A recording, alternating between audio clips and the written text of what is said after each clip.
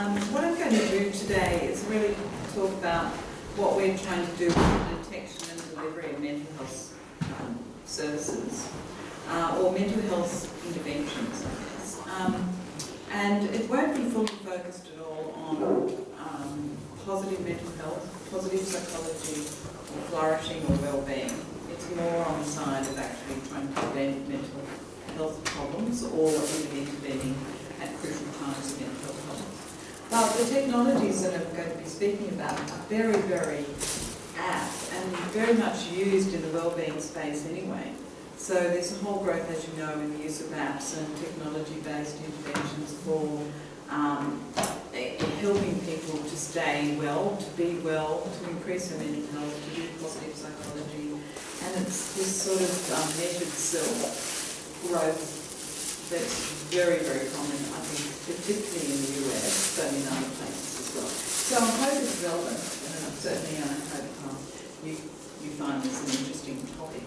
Now, I'll go through this talk in bits and pieces, but please interrupt at any time. I mean, the key reason for doing this sort of research, particularly some of the stuff we've been doing in suicide prevention, really arises from the need to be able to do better in providing services and responses to people's needs.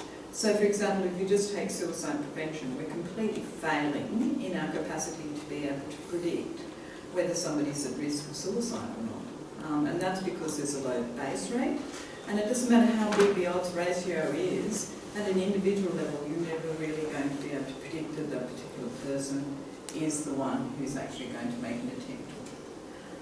In addition to that, around 60% of suicides are unheralded, so we don't have any clues really as clinicians or as people, as friends, family often, that somebody will be able to take their own life or will go ahead and take their own life. And just an example, my daughter does babysitting.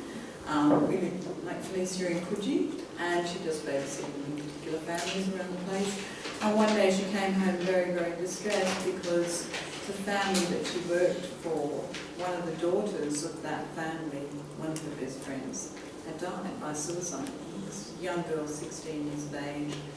The ripple effect through the whole community, even just for her as a babysitter of a family friend, was quite enormous. And I think, we've got this problem now with suicide rates also going up.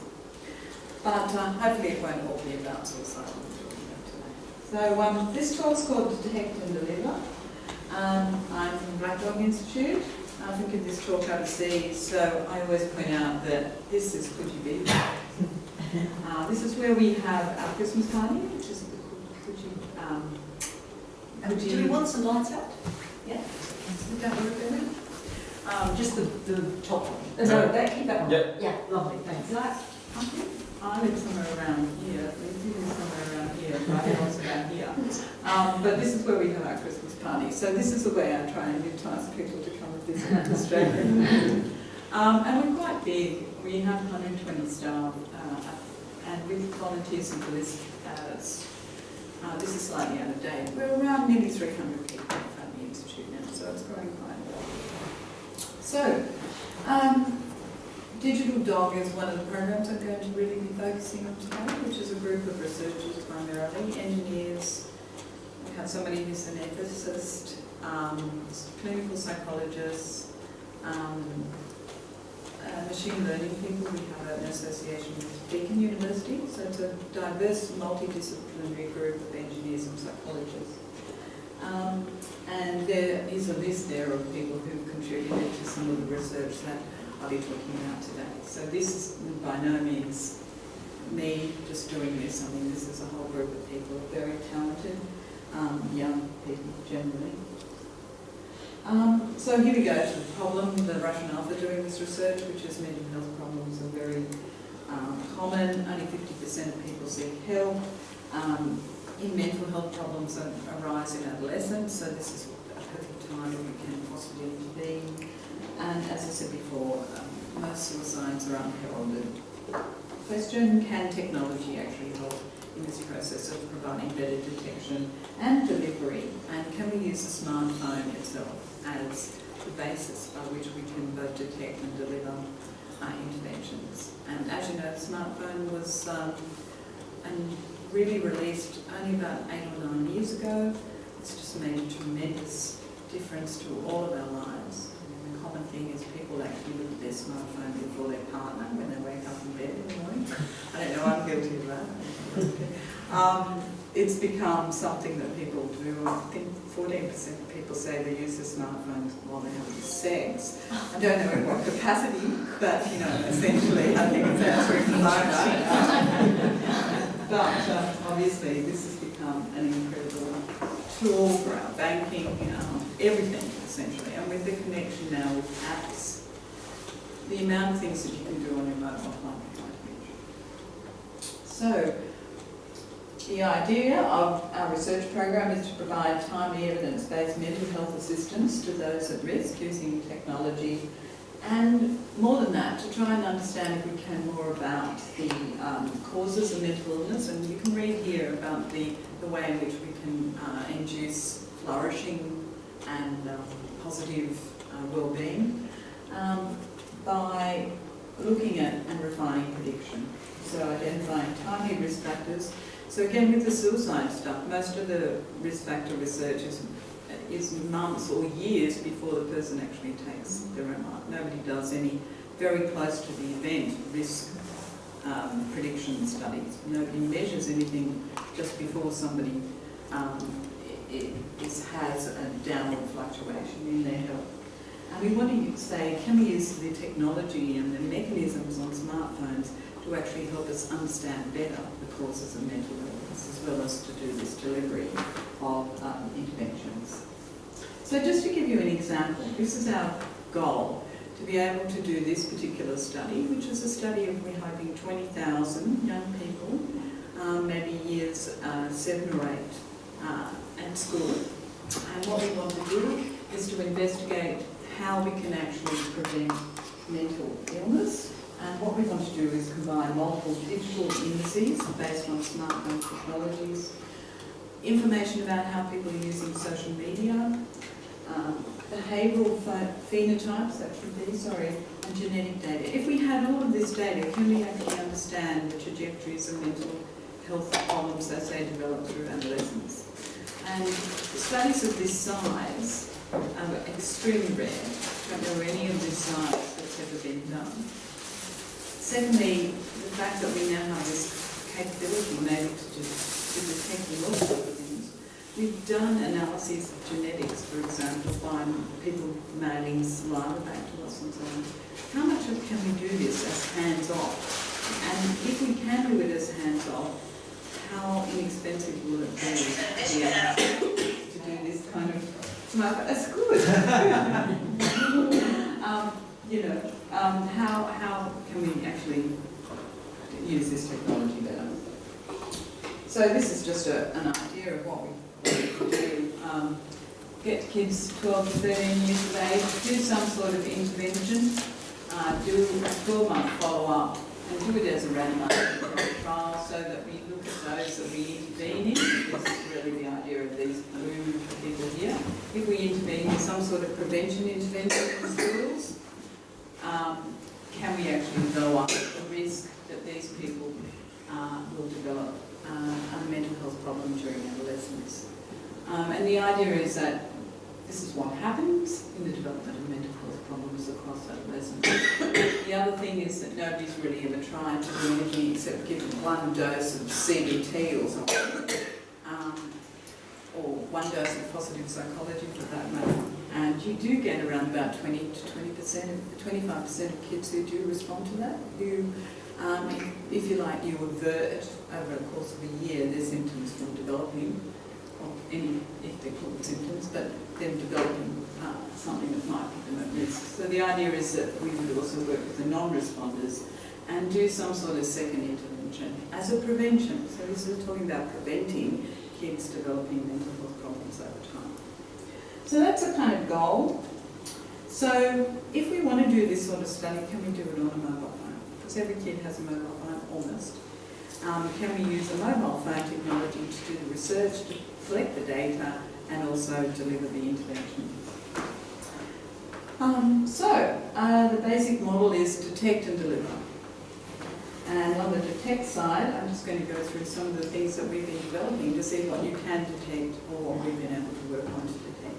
Now, many people around the world are doing this sort of intervention or detection studies, particularly strong at the moment in the US. Hundreds and hundreds of Google people are working on this now because they're working on their next generation intelligent smartphone that they're going to release. But nevertheless, they still have to validate it against clinical data or real people data. So what we're really trying to do is do that kind of validation side. How can we actually develop the tools that people can use on their own smartphones, which is kind of an application of all the technology development that's happening. So the first thing you can do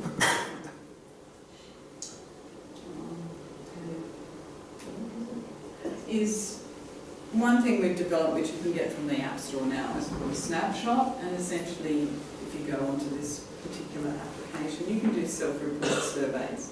So we can actually measure people's self-reported mental health, positive health, and work-related stress. So I'm just putting it there because we're not only just using what we would call digital detritus. You know, we're not just using what you do naturally without doing anything yourself.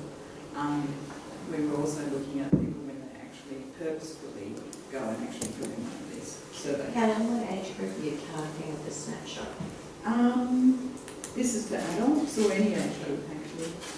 So it's our sort of generic assessment, self-assessment or mood assessment tool. We work with your 12, 13, 40-year-olds. Yeah, so it's really straightforward. Yeah. Yeah. And it's not actually targeted to them, you know what I mean? It's more targeted to workplaces. But there's so many other tools that can do this same thing as well. This is just one example, really.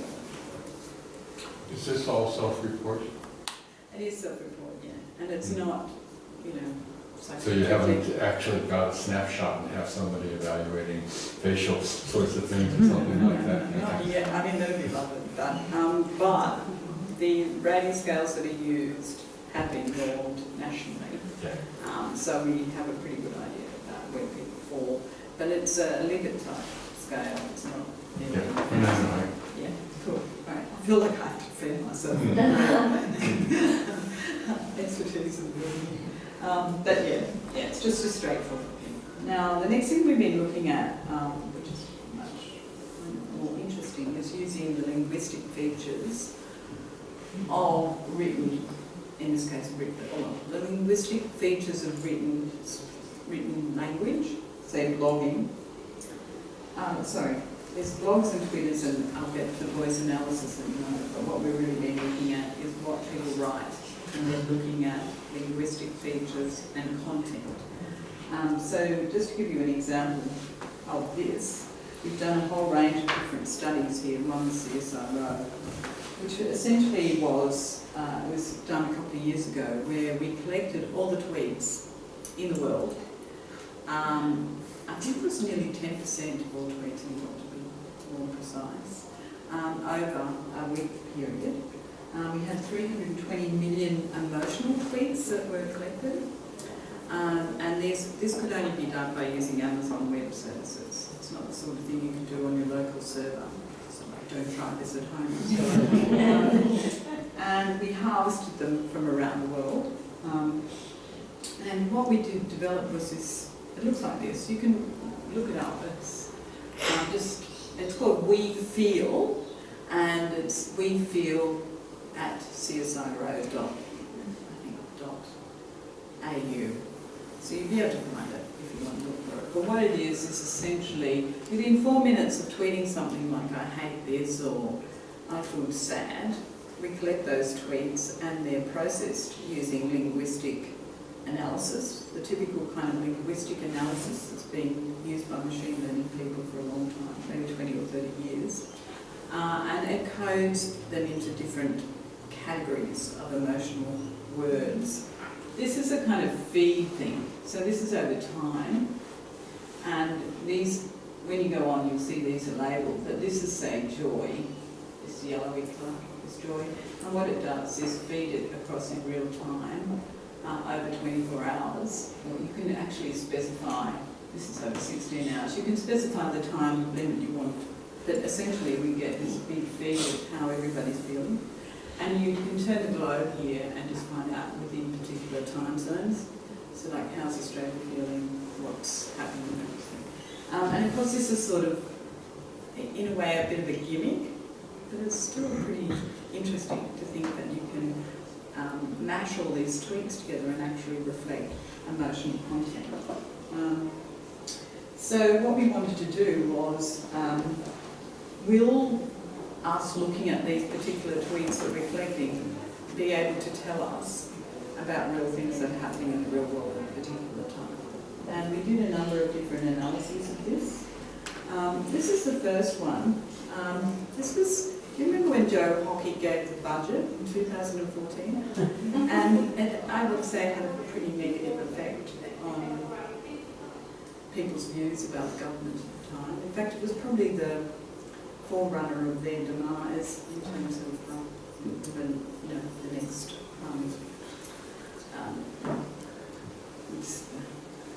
I'm still slightly jet lagged. My body's here, my mind's still somewhere else. Sorry about that, but essentially it wasn't a very good signal for it. So what we did was collect all these tweets and compare across time when the Australian budget was read, using Z scores here. So this is USA, UK, and here's Australia. And this is going up to 7 o'clock, 7:30, when the budget was being read. And this is the result of it over there. And there's different colours mean different things, which aren't shown here, but essentially they were anger tweets.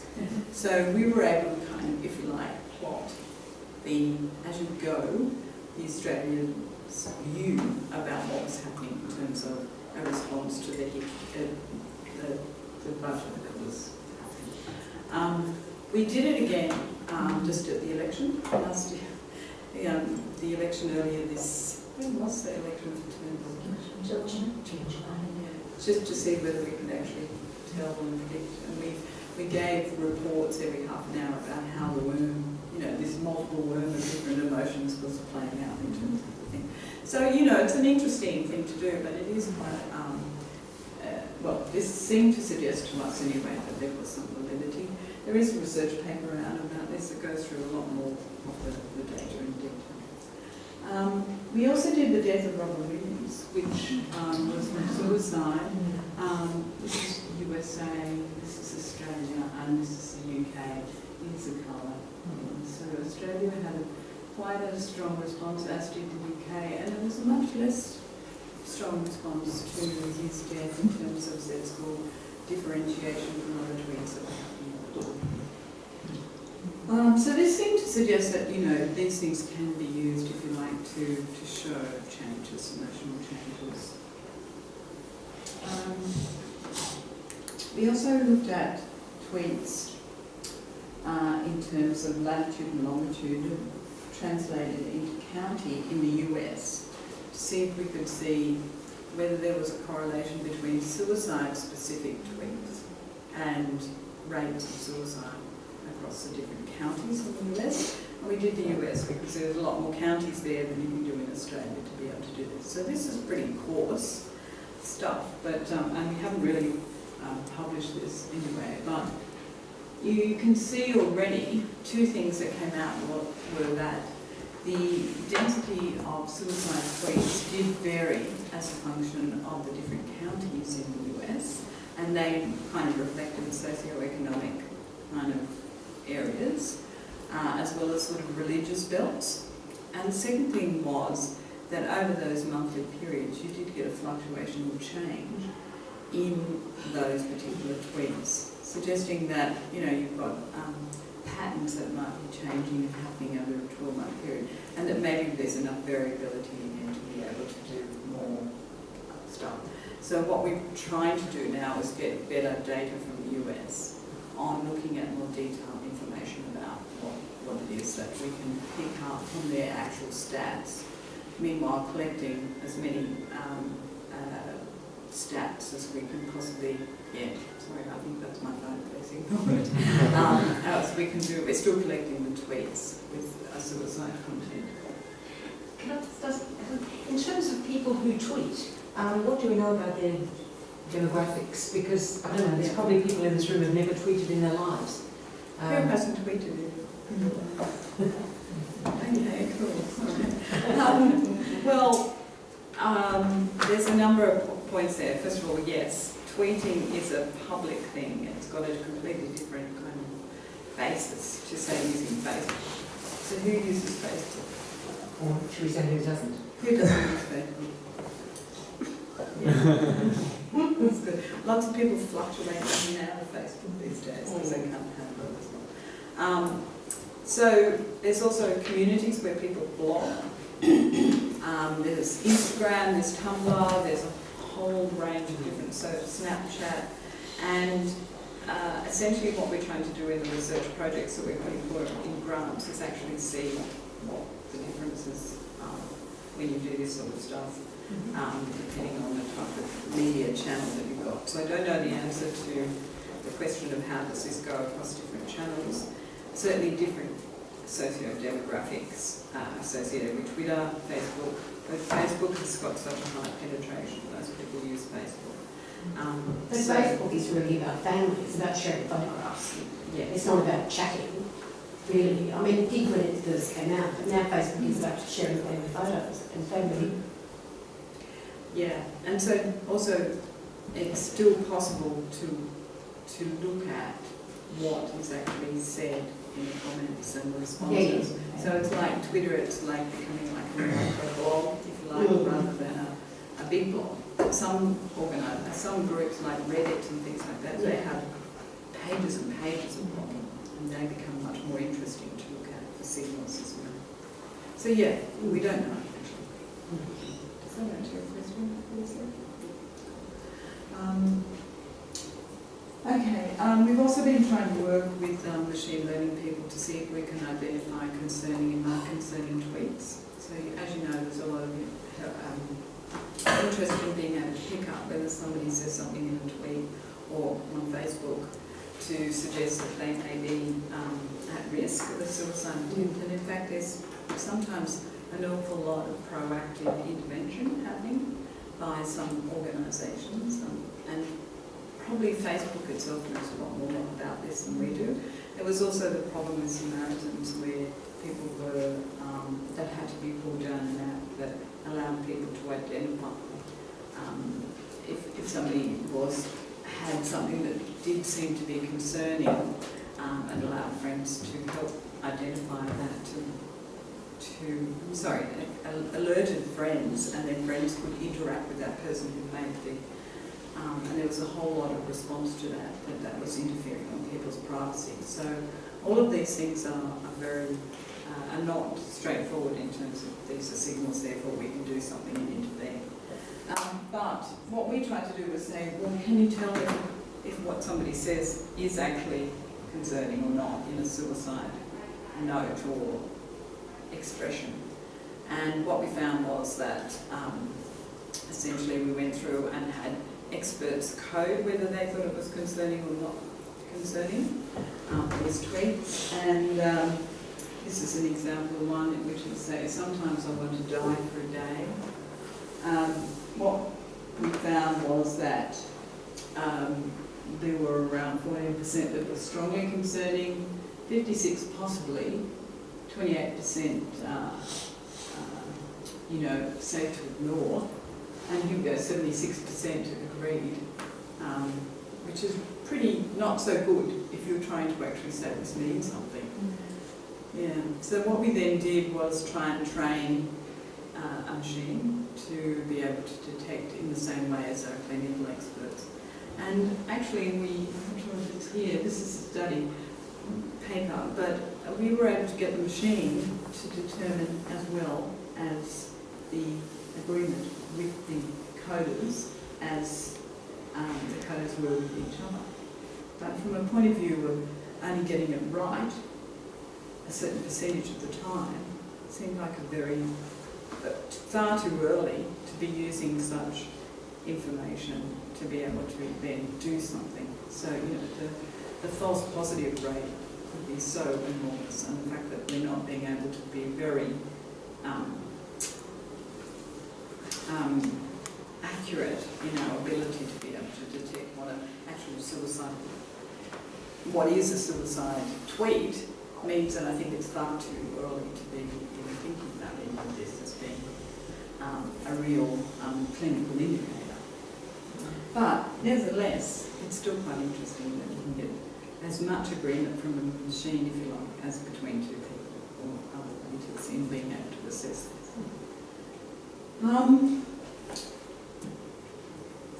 The key issue is, and something that we're working with Deakin University with now is, okay, all of this is great, you can do some of this collecting information and reflecting what might be happening at a group level, at population level, even in terms of unidentified tweets. But the real key question that machine learning should be able to provide, if we're going to be able to do this, is an individual response.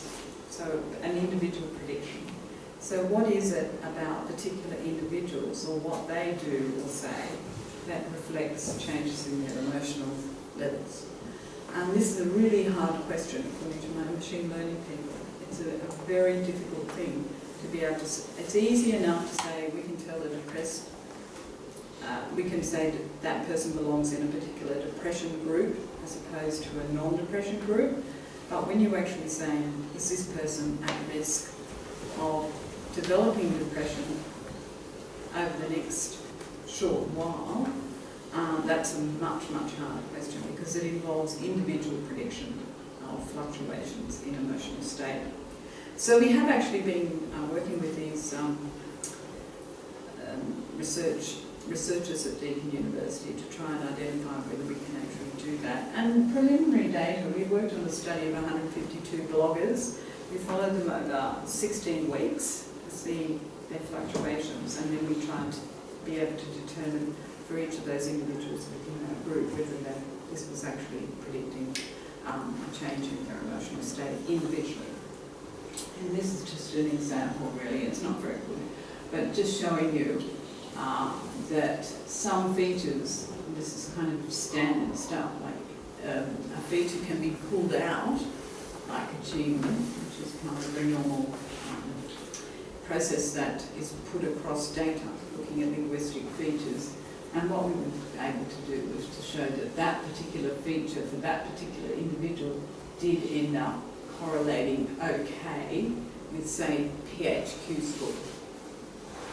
So how and what they did with this feature, achievement, fluctuated as they fluctuated within mental health. This is another one. This was something else that fluctuated for somebody else with their score, which was relativity feature.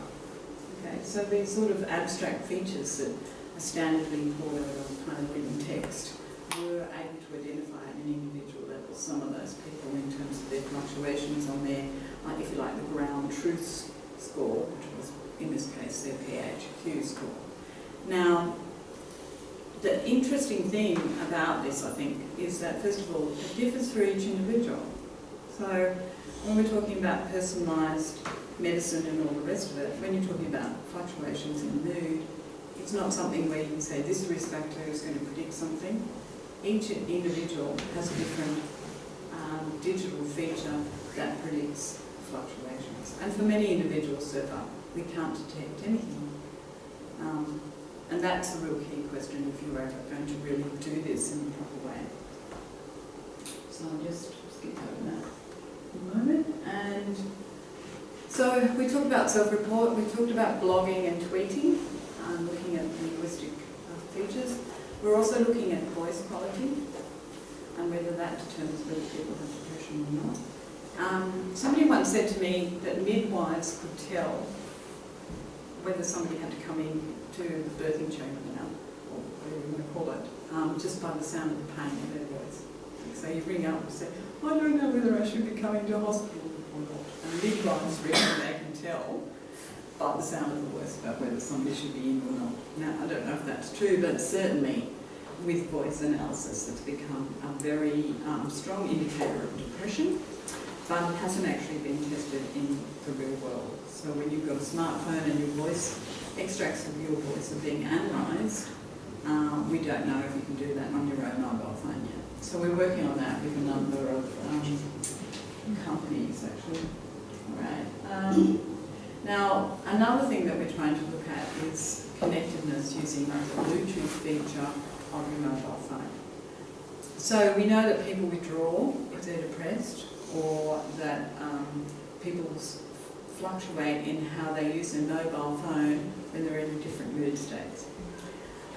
You know, the on-off button, for example, letting your battery go down. All these sorts of things actually reflect levels of depression.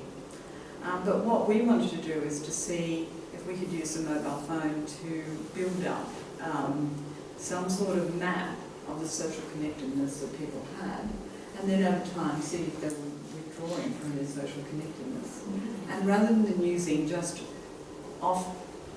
online social connectedness, we want to know who was interacting with whom, real people, that sort of thing. So we have been doing a number of studies looking at whether we can use the Bluetoothing capability of the mobile phone to see how well people are networked. And we've done a number of studies, but this one is really just one that we did within Black Dog, and the aim of it really was to see if it was feasible actually to measure this in the first place. So study one was a feasibility study, and these were the results which have been published. Essentially, it involves connecting with other people's mobile phones. We did it in Black Dog. So you can imagine, you know, who's going to sign up to having your mobile phone connecting with somebody else's? And also there's so many interesting parts of that, because if you sit next to somebody all day, you're connecting anyway. So there's lots of different variables that are going to make a difference. But we wanted to see, does it actually mean anything? Is it doing anything? And of course people are concerned that they're going to be found out because they're having, you know, friendship with a particular person, and everyone's going to find out. So we of course went through the full privacy thing. Made sure everything was very capable of being able to identify people. But of course it could, because it was our group. But anyway, essentially these graphs here just reflect how often, we only did it during the day work hours. So this is kind of the frequency of connecting up with other mobile phones during the week. Our particular group met on Wednesdays. So you can see that there was some face validity, or real validity to the fact that it was actually picking up when people were connecting with each other in the group, and this is our Monday staff meeting as well. So that was the first study. The second study was really... does that mean everybody's calling other people while you're in a staff meeting? It's not, no. Well, no, it was just the Bluetoothing capability passively connecting with yours, and yours connecting with me. And there are technical problems like Android and iOS have different programming with them, and companies only allow you to do a particular thing. So it's more like, yeah, when you come to the staff meeting and your phone's on, it will come up. It's showing that you're all together in this room. This was the work that was done at the MIT lab probably 10 years ago. At least 8 years ago, where they use these sociometric badges to try and work out how social networks worked. So we wanted to validate our mobile phone technology against their sociometric badges. So before, when you had to do this sort of study, you had to run around like this huge dog with this sort of sociometric badge that kind of interacted with it. And you had to turn to the person for them to see your badge so that, you know, it recorded. But anyway, we had a look really at what we could do with a number of participants, and basically we did get a similar enough kind of pattern to suggest that at least we were picking up the same sorts of things that they were doing in their initial studies where people had to wear these badges. Since then, we managed to convince a company, SAS actually, who uses SAS software? Does anyone use SAS software? I think it's like SPSS, but it's different. And we have a partnership with them. So we said, can we go and do this in your office in Epping? So we had 70 people sign on, unbelievably. They all agreed to do it, and they also did mental health measures as well. And this again is a feasibility study. Will this work in a real environment with real people and with real phones? You know, and the whole technology about getting that to work as well. Basically, we got profiles from that company that reflected real-world mental health distribution scores. So that was good, you know, so there aren't that many people who have very high PHQ scores or GAD scores, or in this case was the suicide measure. You can see there's the strength, the severity of their responses on these particular scales is colour-coded there. And what we found was that indeed for some of the connections that we were able to look at, they tended to be potentially self-observation. People with mental health problems tended to be on the edge of social networks. But again, we haven't finished properly looking at that data. But still, to us this was really interesting because I think we can take that to the next step. I think we do have convinced ourselves that it is really a meaningful way of collecting social relationships, and it can be done completely passively because the person just downloads a particular app on their mobile phone. It just sits there. They don't have to do anything. We get a bit of an idea of who they're connecting with by the labelling of the different phones that people have, etc., etc. So that's good. Okay, so I'll just give you a bit of a flavour of the detect side. Now I want to talk a little bit about the delivery side, and I'll be much quicker because I'm talking too long. So once you detect something, we're not quite sure how you deliver something, but we are trying to develop a number of interventions that we can deliver either through the smartphone or through web-based. Some of them are web-based because apps really have only flourished in the last 5 years or so. So we have,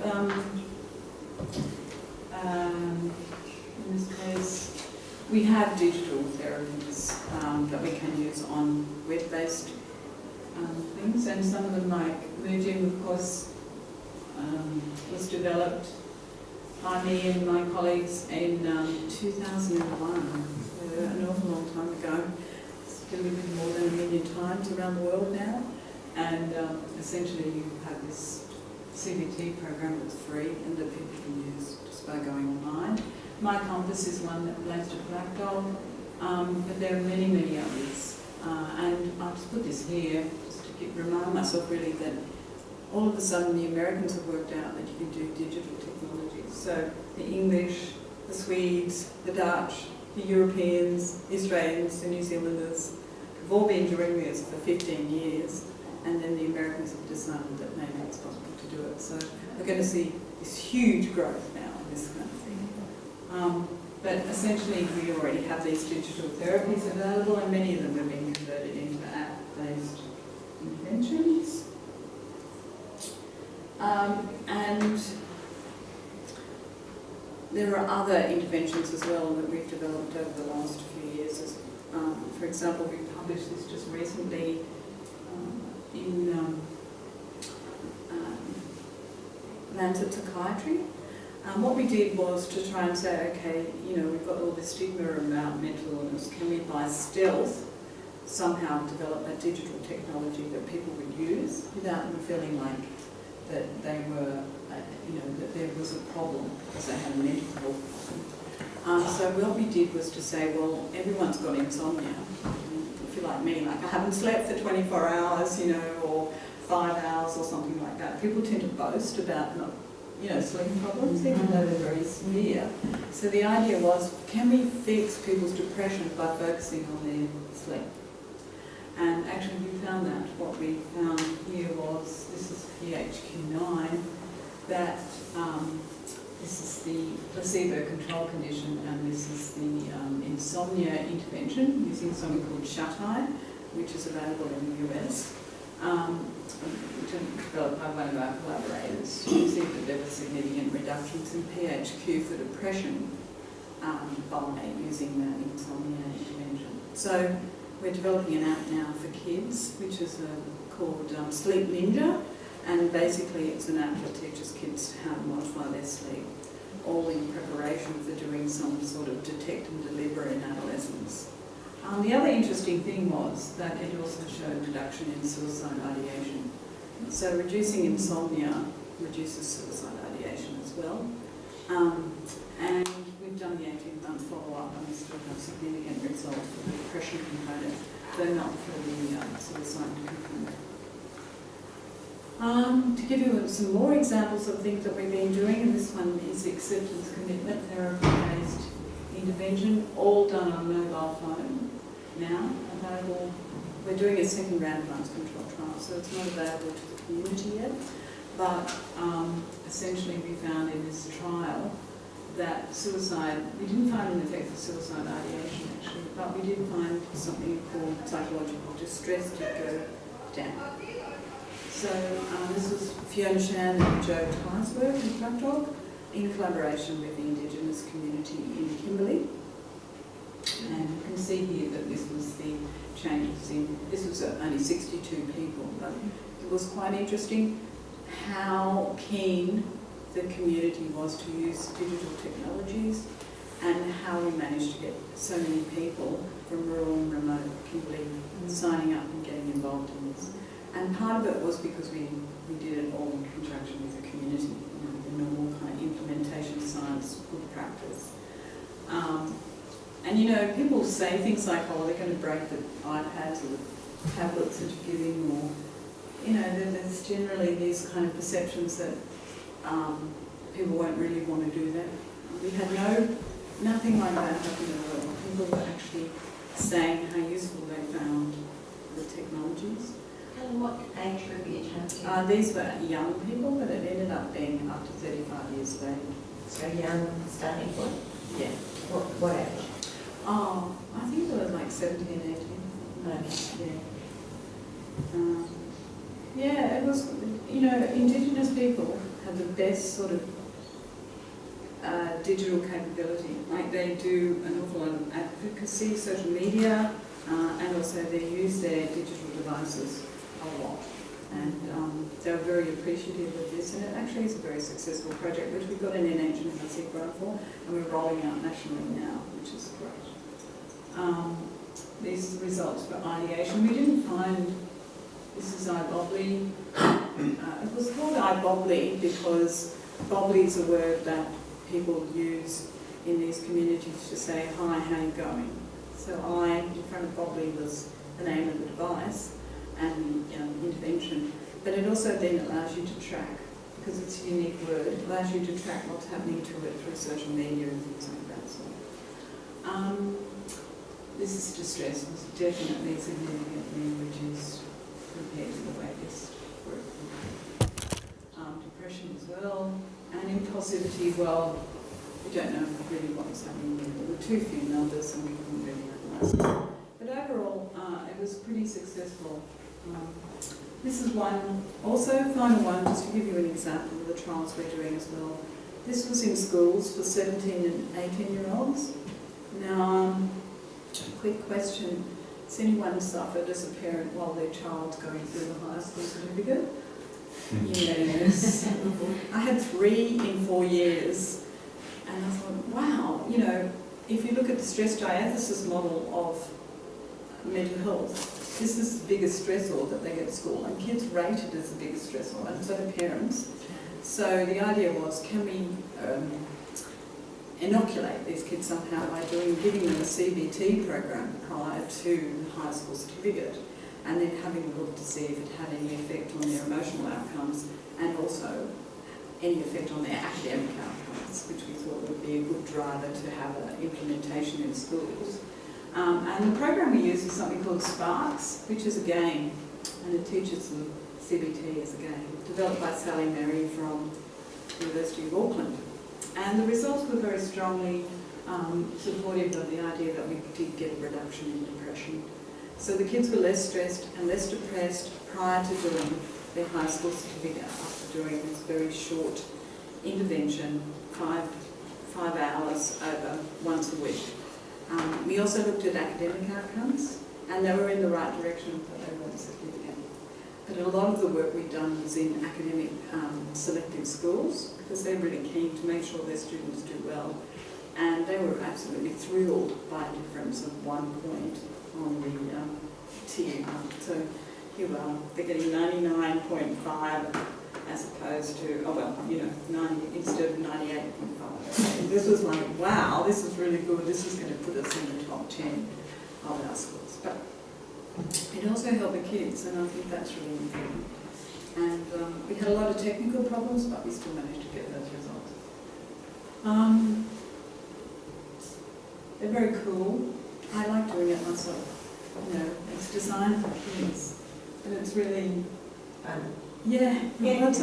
I had terrible trouble with it, because you have to play a game, like the old Game Boy thing. You have to kind of move yourself, and I'm not all that good at doing that. But the kids it's just second nature to them.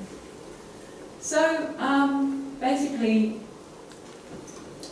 I think I pretty much finished what I was going to say, but I threw this in because I think this is a very interesting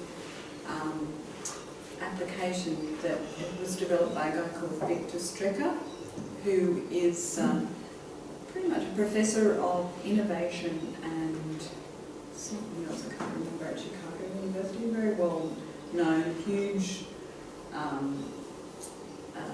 kind of list of publications that he's had. He developed this thing called dual health, which it was named after his daughter who died from a physical illness at the age of about 21. And he wanted to put forward this idea that direction in life, having a good direction in life, was an important thing for well-being and mental health. So the whole thing's actually designed to drive well-being. And I think it's all evidence-based. So if you go on and have a look at the website around that, I think you might find that particularly interesting. I certainly did, and he's actually coming out to Australia in December to give a talk at the Society for Mental Health Research. It's really nicely done, I think. Purpose-driven health engagement for individuals. Really interesting concept. Okay, so just to summarise, this is just really trying to quickly describe a program called Detect and Deliver that we have at Black Dog. We're working with a multidisciplinary team.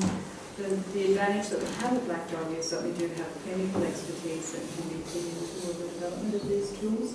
And I guess we're hoping that isn't something necessarily that Google can actually do like that. But actually the psychological principles and the knowledge about therapies and so on are key if you're actually going to be able to succeed in this space. So thank you very much.